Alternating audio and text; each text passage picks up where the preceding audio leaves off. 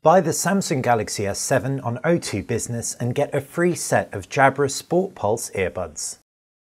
Hey guys, Basil here with BTech. Hello, this is the Samsung Galaxy S7 Edge and you are watching our hands-on. The S7 Edge has a stunning Quad HD 5.5-inch display, curved edge either side. The Edge UI takes full advantage of that.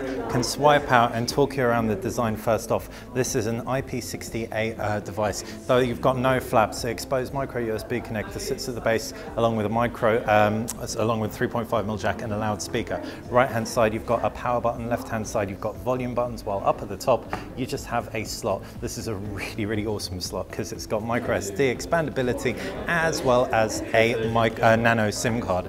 Around the back is a 12 megapixel rear camera. It's a 5 megapixel front camera, I believe. Now the 12 megapixel rear camera is super cool because it involves a new kind of technology. We've talked about BriteCell technology, so you've got a white, a red and a blue pixel as opposed to a green pixel in there. That lets a little bit more light in, and low light seems to be a focus on this device. Like I said, the screen is Quad HD, so plenty sharp, AMOLED, so plenty vibrant and bright, but it's also an always on screen too. So as you can see, just like with glance screen, you have that pixel display being controlled very accurately thanks to the AMOLED tech on board.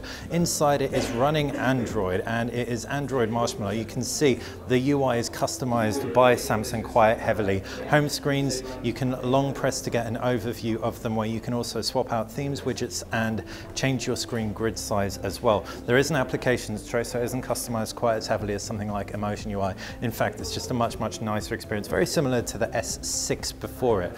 Pull down two-tier notification and pull down shade. You can also see you've got control for that always on display here. In fact, it's pretty bright, it's totally throwing off the camera, so let me drop that brightness so you can see exactly what I am working with. Jumping into the settings, we can show you the exact version of Android that it runs. Click on the software information tab and there you go, Android 6.0.1.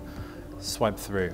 In addition, for the S6 Edge version, you've also got that Edge UI that enables third-party app developers to throw their applications on board, and you can also customize it in a much more extensive way than you could on the S6 Edge and S6 Edge Plus. I've in fact got an S6 Edge Plus I'm going to bring in for reference so that you can see the size kind of comparison between the two.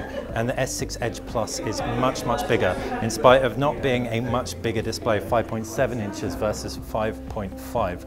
I'd say my key take home from this is just how beautiful it is with the dual curve. It does feel kind of slippery, so that's my only real worry, but it feels like a really rich device in spite of that waterproofing on board. What's also amazing is the fact that you've got a 3600 milliamp battery in here, which is really cool. Samsung just said off the record that you can get playback the entire first season of Game of Thrones on this thing in one charge, so that in itself is pretty amazing going. As far as the processor in here goes, it's going to be a Qualcomm Snapdragon 820 processor. Might be an Exynos processor in other regions. You've got stacks of RAM, stacks of everything else. You're going to want the fastest internet, which is going to be Cat 6 if you're based in the UK. Ultimately, this is just a better device. There's like really little else to harp on about. Really want to get this in. If you want us to test anything out when we do, let us know in the comments section below. If you like the video, then click that like button and subscribe to the channel. That's how you will be staying on top of everything that we do. Thanks for watching.